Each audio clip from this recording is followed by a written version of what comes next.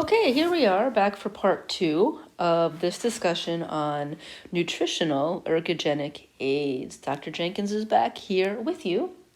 So in the first video, we began with the ergogenic aids that were targeted at fatty acids and fat metabolism.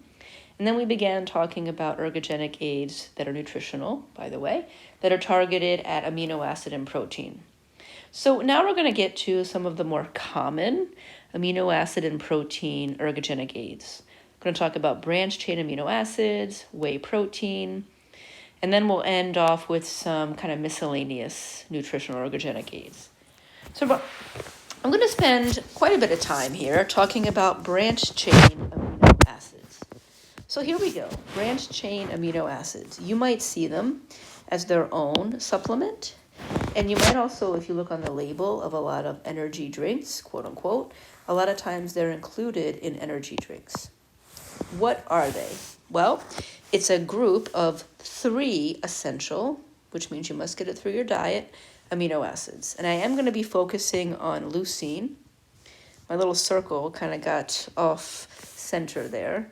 But typically, these branched chain amino acids will include a combination of leucine, valine, and isoleucine.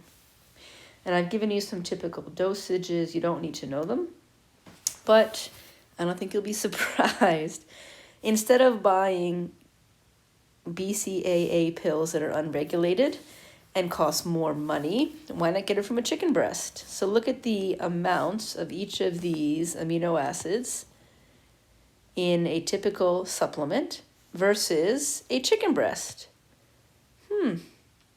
Contains much more, 4 times the amount, and it's cheaper and there's some regulation. So that's some food for thought, literally food for thought. All right, so here we have 3 really important amino acids. And the proposed mechanism of action involves 2 things. It does, because of its binding site interaction, lead to more tryptophan availability because it's not taken up as much. But I want to focus on the potential benefit of stimulating muscle protein synthesis. This is absolutely true. These 3 amino acids, particularly leucine, I'm going to put a heart around leucine because I like leucine.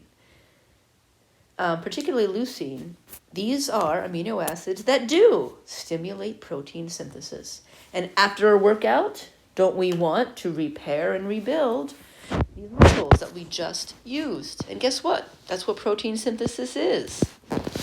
So the idea here is if I bring in more, if I bring in additional branched chain amino acids, maybe it'll help me build more muscle and therefore recover faster.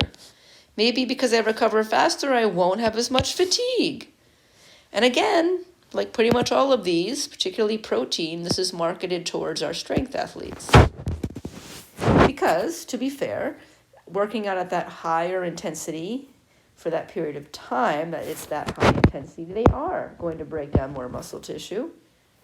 And in many instances will need more muscle protein synthesis to build it back. So I do want to talk about this. Leucine is absolutely needed to stimulate muscle protein synthesis.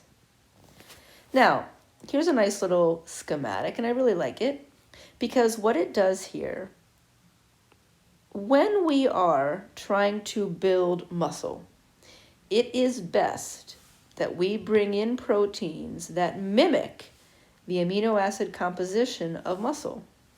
And that amino acid composition of muscle, I have pointed to in this yellow arrow, and it's red. So muscle, and the green, or what's red here, this part of the muscle is the total amino acid outside of leucine. So the human muscle is made up of this amount of other amino acids, and then this amount of leucine. Because we're trying to rebuild that same muscle, it is best to bring in amino acids that mimic the amino acid composition of what you're building, which is the muscle. So everything on the left side here, just please ignore that. These are going to be our best sources, right? Because they're going to contain the most amount of leucine and the most amount of total amino acids. So whey protein is really good because it has a lot of leucine. And then look at our food choices. Beef is obviously a good source of leucine. Milk is a good source of leucine.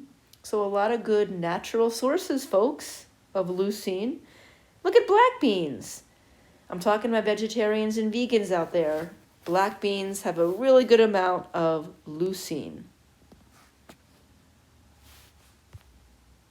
So, do branched-chain amino acids act as an ergogenic aid? Do they improve performance?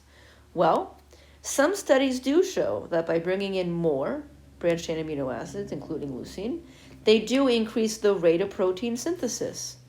So you may actually be building more protein. But many studies also show no effect. So in terms of whether bringing in extra branched-chain amino acids, does extra make us recover even better than just bringing out the amount that we need? It is inconclusive. More isn't always better. Let's talk about the overall recommendations. And we're going to see this with whey protein also. So you're going to pretty much see the same slide. Overall recommendation then. It's always best to use real food to bring in enough amino acids. Always better because we get extra vitamins and minerals. We get extra macronutrients like carbohydrates, a little bit of healthy fat. Always better to use real food. It's a better composition of the entire food. It's more regulated, so we know it is what it says it is, and it's cheaper. What about as a supplement? So my recommendation is use real food to bring in leucine and the amount of all the amino acids that you need. If someone is not able to bring in enough leucine, maybe because they're vegetarian or vegan or have other dietary limitations. Maybe if they can't bring in enough because of those dietary limitations, I would urge a safe branched-chain amino acid to use as a supplement, just to bring levels up to what they should have been to begin with. Not meaning to enhance performance, just meaning to allow you to bring in enough that you need through the diet for your body to do what it needs to do. And also, let's be realistic, sometimes when protein intake is so important, like right after exercise, real food isn't always realistic. I fall into this category. If I go do a 3, 4, 5, 6 hour bike ride, maybe I drive somewhere to do that bike ride. So if I have that short recovery window that's really important for protein intake, maybe it's 30 minutes, maybe my drive to get there to where I was biking is 30 minutes. Or maybe after a long workout, I don't feel like eating a chicken breast. It's not palatable. I can't get it down because I just worked out so much. So there's some instances where maybe having this as a supplement to just help bring in what you need, not to make it any better as an ergogenic aid, but just to supplement your diet, I think in some cases is reasonable. And the example I just gave is pretty much the only example I can think of. Because you can plan. I know if you're traveling on an airplane or whatever, it can be more difficult, but just plan ahead.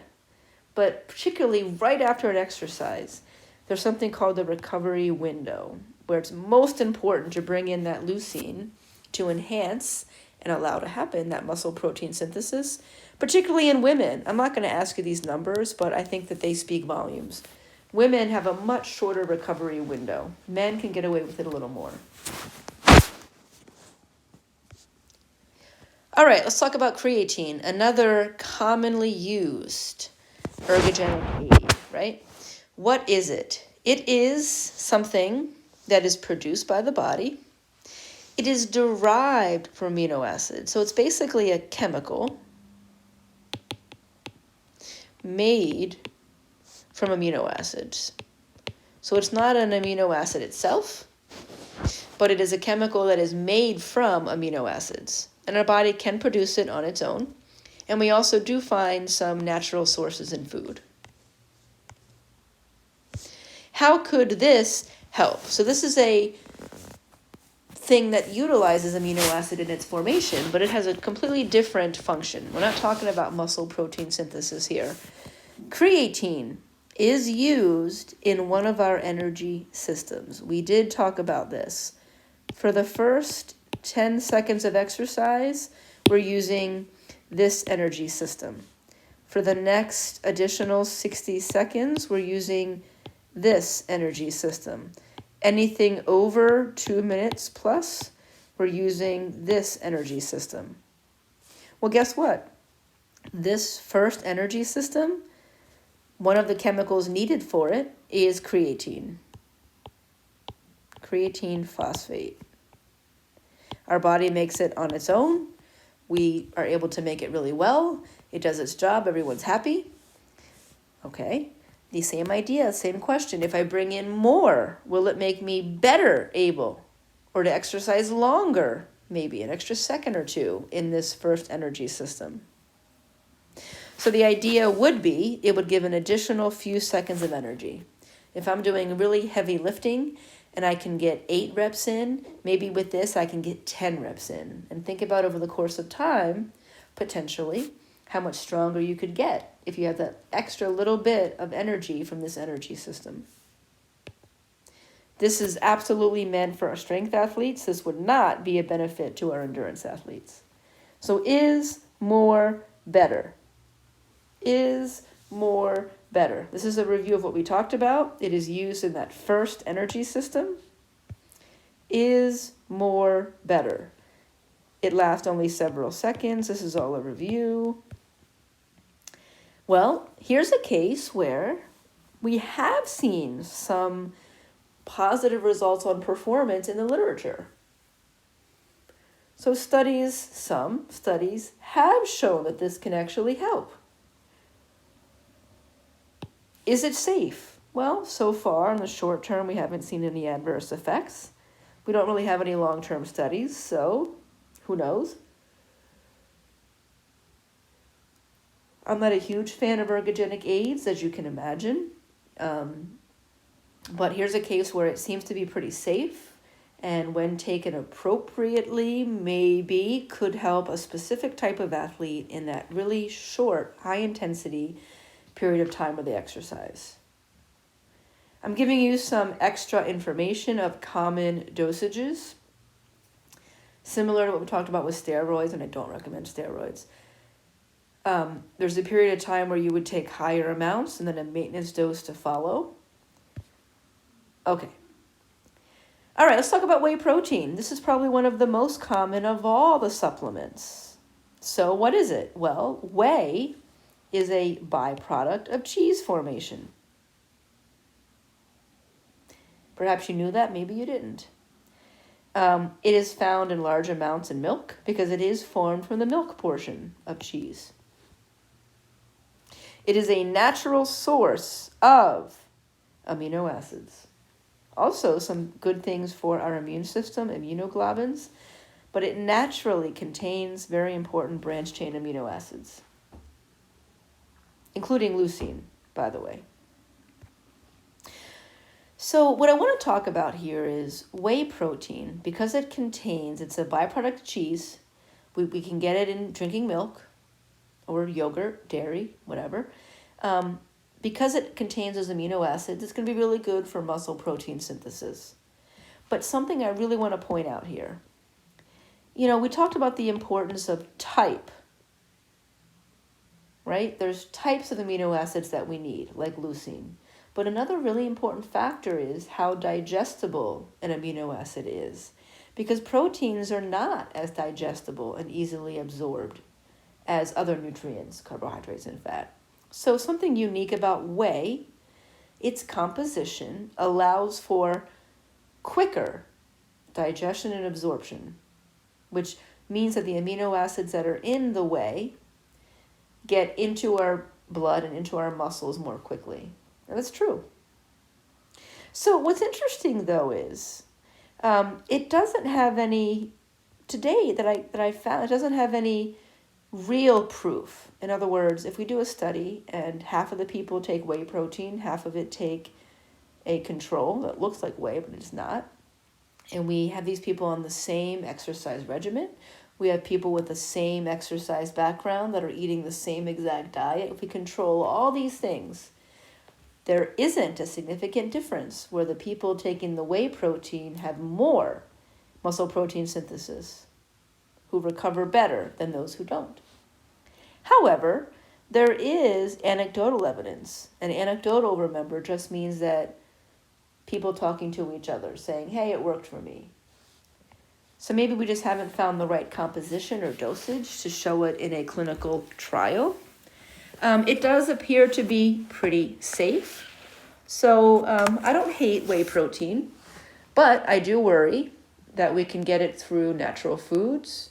And remember, these ergogenic aids, these supplements, are not regulated. So remember, digestibility is just as important as the type. The idea is if we can get the amino acids from whey into our muscles faster, we could do more rebuilding and be less fatigued. Whey is actually the fastest type of protein that we might eat to get into muscle. Soy is also good. I'm not going to ask you this specifically, but I just want to give you some examples and numbers. If it takes 60 grams of soy to reach a certain level of muscle protein synthesis, it only takes 25 grams of whey to reach that same level of muscle protein synthesis. So whey is actually very useful. I got another chart here. Can't help it. I love me some charts. You don't have to know this, but this talks about digestibility.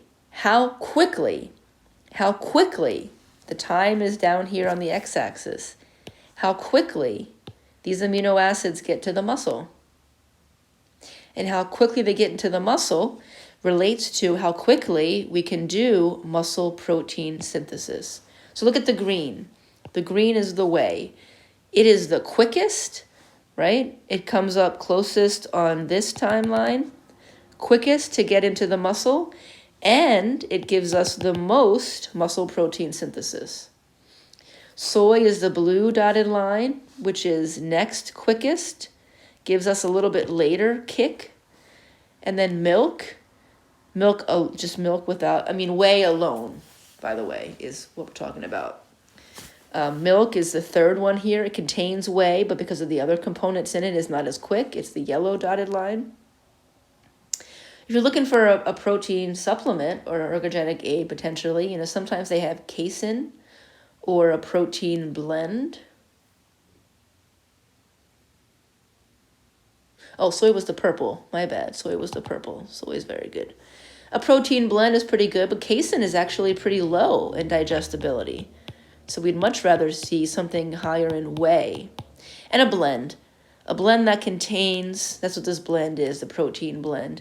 A blend that contains whey, soy, and milk is better than any one individual. So whey is really good. It gets into our muscles quickly, but get it in through a blend. Get it through milk. Okay, so overall recommendations. Best to use as a supplement to bring back to what we would need in general, only when you can't get enough because of dietary restrictions, when we don't have access to foods that have digestible amino acids in it. As an ergogenic aid, whey appears to be safe, but more doesn't mean better. Learning so much here. Let's skip to coenzyme Q10. Ooh, it's a fancy name, coenzyme Q10. Well, what is it? It's a coenzyme. That's why it's called coenzyme Q10. When we talked about metabolism, chemical reactions, sometimes, well, all the time, any chemical reaction is going to need an enzyme, because an enzyme is what speeds up chemical reactions. And oftentimes you need a coenzyme, just a little helper. So coenzyme Q10 is a particular coenzyme. It's a helper to the enzymes. It is found in the mitochondria of the cells. We like the mitochondria because it produces the energy. We could take a supplement, but we could also get it naturally. meats, peanuts, soybean oil. Coenzyme Q10 is another important component in metabolism. So when we talk about this energy system, if you think back, the creatine phosphate helped our first energy system. Then we have our second chemical pathway to produce ATP in the muscles. And then we have our third, which we use most often. Well, coenzyme Q10 is just a chemical to coenzyme needed in order to do this. So the thinking is, if I can bring in more of the coenzyme, maybe I can do more chemical reactions and I can produce more ATP. If I have more energy, I can run faster for longer. I can lift more weights, get stronger. So it could potentially help endurance athletes. They're going to need the most energy, so it's more of an endurance marketed, and it's marketed for weight loss and for anti-aging. Does it work?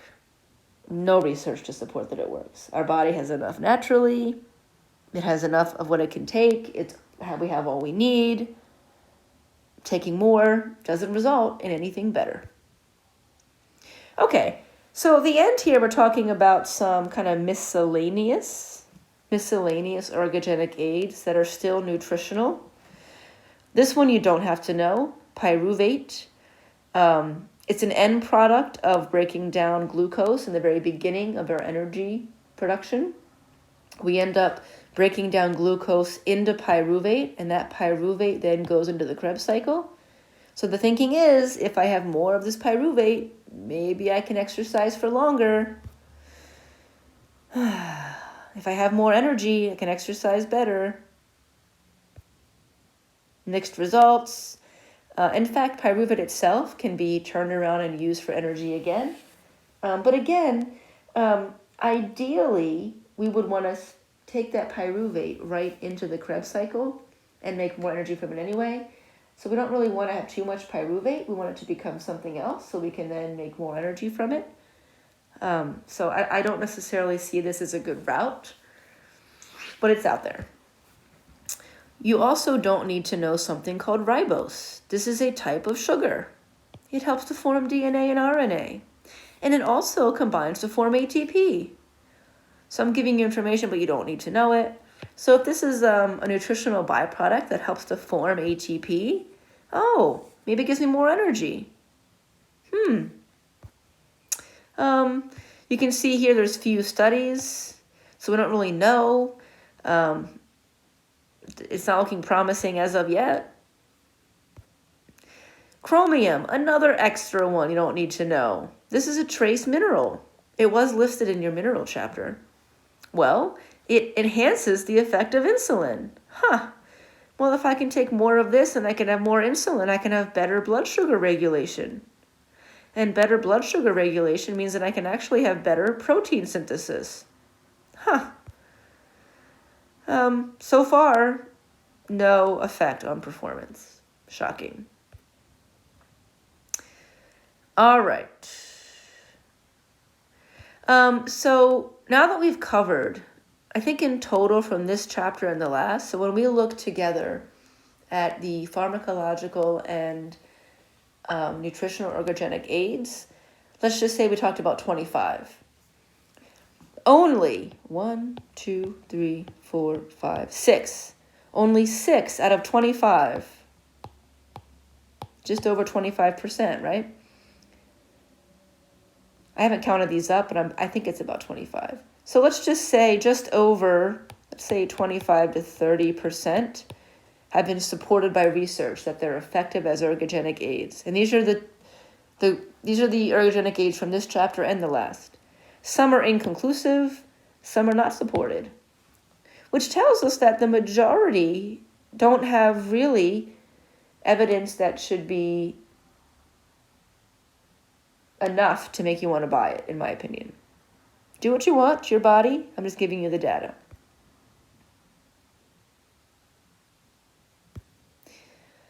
Okay, so only about a quarter have been proven to work through research. These are the questions I would encourage you to ask. I understand that I'm fighting an uphill battle. It's human nature, so I try not to judge, right? It's human nature. Everybody wants to get results quick. And if you can get results without doing as much work, who's going to say no to that? So it's really a human nature thing. And as we talked about last chapter, athletes have been trying to do this ever since the first Olympic Games. So, sometimes we should have more empathy. The questions that you should be asking yourself if you're considering any kind of supplementation or for ergogenic aid purposes. Is it supported by research? Is it safe? Sometimes we do have data that shows it's safe. Other times we have some data that shows, oh, you got to be careful. Do you really need it? Can you get it through your diet? If so, get it through your diet. And why not maximize your body first? I tell you what, it might be a little bit harder work, but you're going to feel better about yourself. You're going to do it without any potential damage or side effects. And of course, supplements aren't regulated, ergogenic aids aren't regulated. We don't know where it comes from, what's in it, and they're expensive. Okay, hopefully I've given you some food for thought. Please be skeptical. That doesn't mean that you always say no, but it means that you ask questions. Okay? If you are, in fact, deficient in something and you need a supplementation, do your research. Reach out to me. Okay? There are some independent, quote-unquote, certifying companies or organizations that are certifying some supplements or ergogenic aids. They're not great. Some of them are better than others. I do have some research that shows some supplements are beneficial.